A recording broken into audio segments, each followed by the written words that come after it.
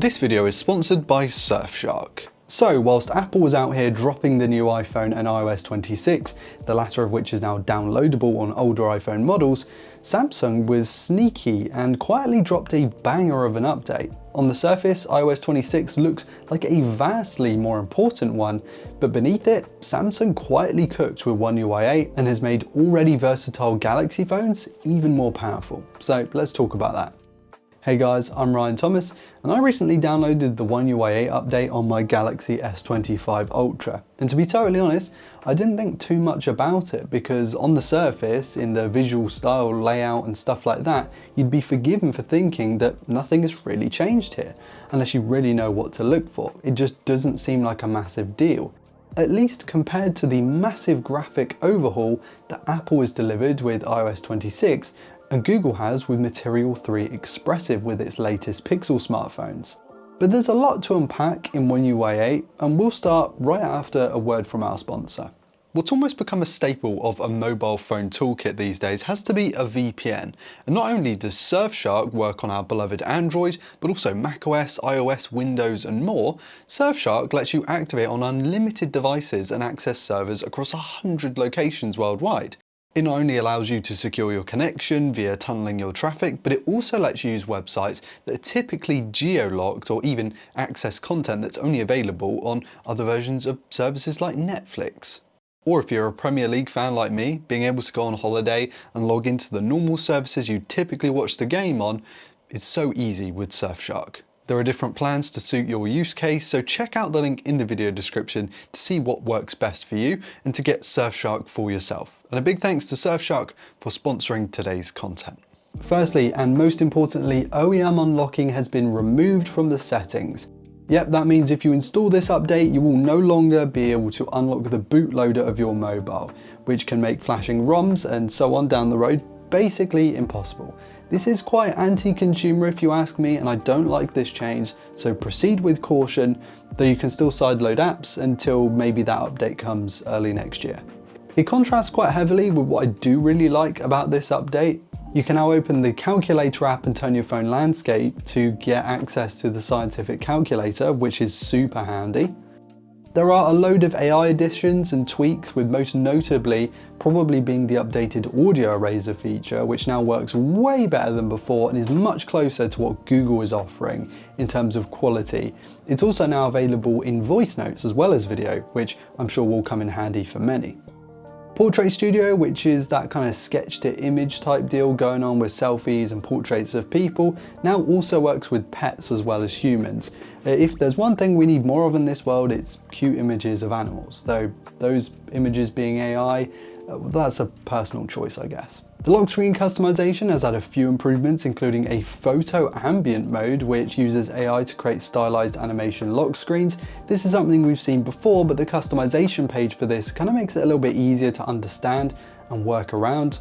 And the lock screen customization in general now I think is actually quite comprehensive, though obviously iOS 26 and Material 3 Expressive get their own pretty comprehensive setups as well. The weather app has also seen some changes. Most of these are actually visual, but I have to say it does look quite a bit better and maybe the best looking first party weather app on a phone.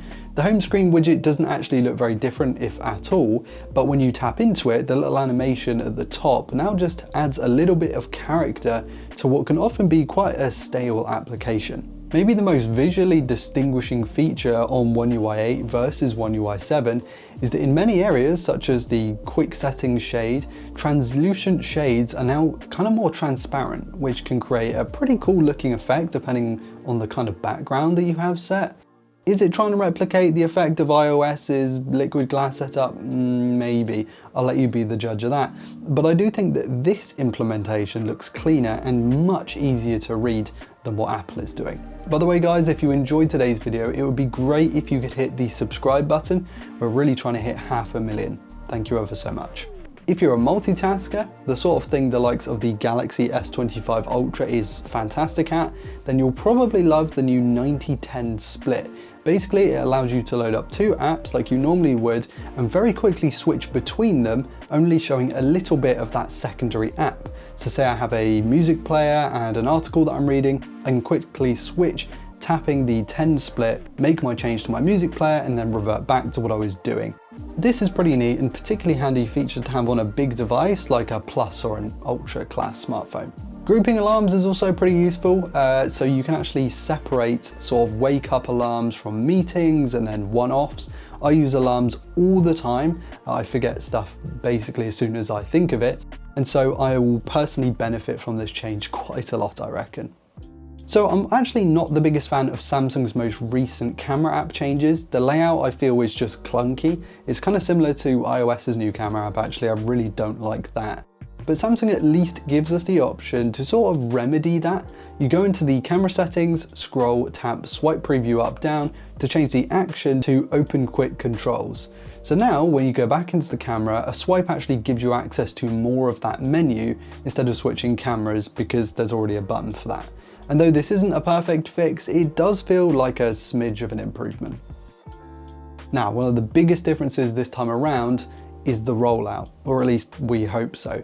So right now, many users have received updates. It's starting rolling out on the S25 series, S24, S23, Z Fold and Flip 6, 5 and 4 series, along with a whole host of other models. So check out Samsung's official website for the comprehensive list, or just go into your phone's software update and check for a new one. This is a pretty big update that should reach millions of users. It's not just a niche little patch for a couple of models. And so far, so good. No issues with bricking phones or locking people out of their mobiles like OneUI 7 was doing, and hopefully that continues. I've seen some people online calling this update sort of a OneUI 7.5 because it doesn't feel like it makes a massive set of changes over OneUI 7, and that's a fair assessment, I would say. OneUI 8 is really what OneUI 7 should have been the whole time without all of those problems. And I'm also glad that Samsung went the route of fixing things instead of papering over the cracks and trying a new zany aesthetic. OneUI 8 cleans up the mess left by its predecessor. OneUI 7 wasn't only a pretty middling update, but it had a pretty disastrous launch, which I actually just think left some people frustrated and put a sour taste of Samsung software into people's mouths.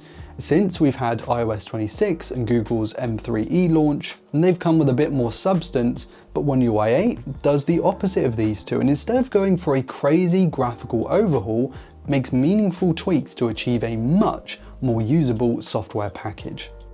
Guys, let me know in the comments if you're holding off on upgrading because of the OEM unlock situation. That actually kind of makes me pause and think, because I don't think I love that.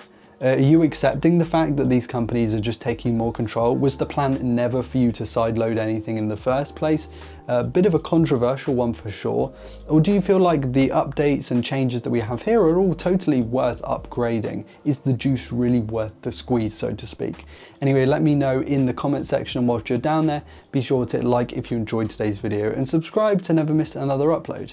Thank you all so much for watching. I've been Ryan Thomas, and I will catch you later. Cheers.